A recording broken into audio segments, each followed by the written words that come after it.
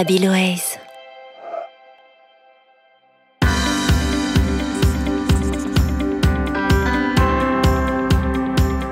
Il y a 17 000 ans, un illuminé dessine sur les parois de la grotte où il séjourne. Il répond à un besoin. Ses peintures sont posées dans un ordre précis et sont les premières métaphores du temps et de l'espace. Ce besoin de raconter est au départ comblé grâce au langage. Au début de l'Antiquité, le premier véhicule des histoires est la voix. Puis arrive en Grèce l'écriture, qui va permettre de fixer les récits. Souvenez-vous de l'Iliade et l'Odyssée, écrite au IIIe et IVe siècle avant Jésus-Christ. Vient ensuite l'imprimerie de Gutenberg, qui permet la diffusion de la Bible dans toute l'Europe. En fait, c'est à chaque bouleversement du rapport entre le message et son support que l'humanité se trouve chamboulée.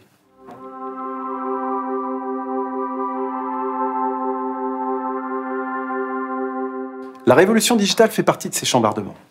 L'émergence du storytelling est une réaction viscérale pour appréhender cette nouvelle temporalité et redonner du sens à tout ce bazar.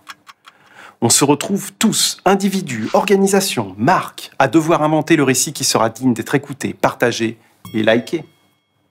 Les grands récits sont porteurs de sens. Ils permettent de créer et de relayer une culture, que ce soit dans une famille, une ville, un pays, et bien sûr dans une organisation, une association, une entreprise ou un parti politique.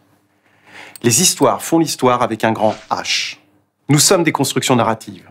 C'est comme ça que notre esprit fonctionne. À peine nés, on nous attribue un prénom, un nom, des parents, des ancêtres. Nous naissons dans un quartier, une ville, une région, un pays, une planète. Tous ces éléments possèdent des histoires et sont des histoires à part entière. Même la façon dont on nous apprend les choses se fonde sur des récits. Nous nourrissons nos traditions aux histoires dès notre plus tendre enfance. En effet, nous sommes la seule espèce animale sur cette planète qui possède une destinée. On nous enseigne très vite que nous aurons un début et une fin. Le fait de mettre les choses en récit nous permet de leur donner une raison d'être. On a alors l'impression que les événements ont des causes et des effets, que nos existences ont un sens.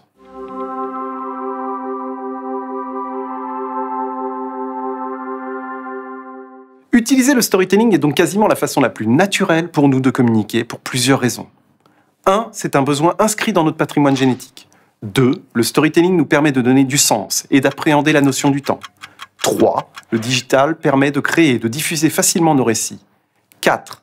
Le storytelling permet également de redonner à la communication, notamment celle des organisations, du sens et de la cohérence.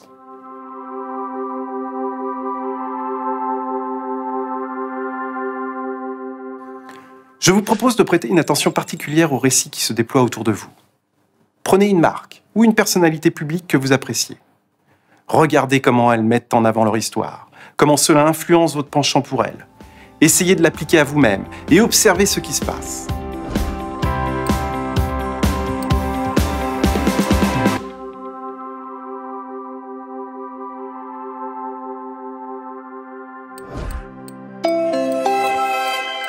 Abiloaise.